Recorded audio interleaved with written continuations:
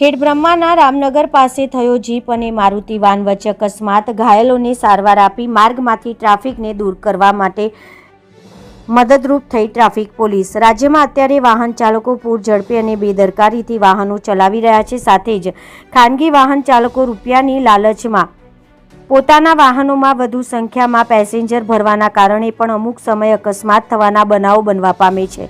આવું બનવા છતાં પણ આ વાહન ચાલકો આવી આદતને છોડતા નથી।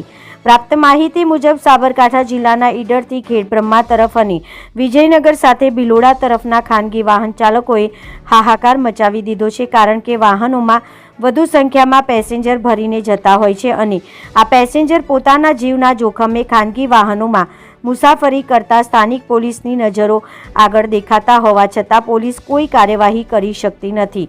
આવું કરવા પાછળ મોટું સત્ય છુપાયેલું હોવાથી આ પોલીસ કર્મી કઈ રીતે કહી શકતા નથી, કારણ કે સત્ય હકીકતના ધોરણે આ ખાનગી વાહન ચાલકો જે ખેડબ્રહ્મા, વિજયનગર, પોશીના, ભિલોડા તરફના ખાનગી વાહન ચાલકો દર મહિને સ્થાનિક પોલીસને હપ્તા આપતા હોવાથી પોલીસ હપ્તા ખાવ હોવાથી આમની વિરુદ્ધ કાર્યવાહી કરે તો એમનો આવતો હપ્તાની રકમ બંધ થઈ જવાની બીકે આવું કરતા નથી।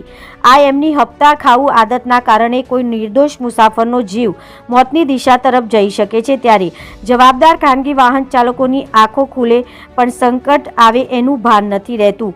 આવા હપ્તા ખાતા હોવાના સ્પષ્ટ આમ લોકોની નજરો આગળ દેખાતો જિલ્લાના ઈડર બસ સ્ટેશન આગળ રોડ પર અંડરબ્રિજ અંદર વાહનો ભારે સંખ્યામાં નેશનલ હાઈવે અવરજવર કરતા હોય ત્યાં અડચણરૂપ બનવા પામ્યા છે। સાથે બીજો એપોલો વિસ્તારમાં હનુમાનજી મંદિરથી લઈને નાયબ પોલીસ અધિક્ષક કચેરી અને સ્થાનિક પોલીસ સ્ટેશનમાં એમના માટે ખાનગી વાહનોનું સ્ટેન્ડ બનાવી દીધું છે, કારણ કે અહીં આવા નાયબ પોલીસ અધિક્ષક કચેરી અને સ્થાનિક પોલીસ સ્ટેશન આગળ જો ખાનગી વાહનો ઊભા રાખવામાં ન આવે તો એમનો મળતો દર મહિનેનો હપ્તો રકમ બંધ થઈ જાય। એટલે તે આવા વાહન ચાલકોની વિરોધમાં કોઈ પોલીસ કાર્યવાહી કરતા ન હોવાનું શહેરીજનોના મારફતે જાણવા મળ્યું છે। આવી વાહનોની વિકટ સમસ્યા વચ્ચે જિલ્લાના ખેડબ્રહ્માથી ઈડર તરફ આવવાના રોડ પર આવેલા રામનગર પાસે મુસાફરો ભરેલી જીપ અને મારુતિ વાન વચ્ચે ગંભીર અકસ્માત બનવા પામ્યો હતો, જેમાં ગંભીર ઈજા પામેલા મુસાફરોને સરકારી હોસ્પિટલમાં સારવાર અર્થે મોકલવામાં આવ્યા હતા। સાથે જ જિલ્લા ટ્રાફિક પોલીસ દ્વારા અડચણરૂપ વાહનોને દૂર કરી આ ઈજાગ્રસ્ત થયેલા મુસાફરોની મદદરૂપ થવાના મહત્વના યોગદાન આપ્યું હતું। રિપોર્ટર જનક જાદવ, BN ન્યૂઝ ગુજરાતી, સાબરકાંઠા।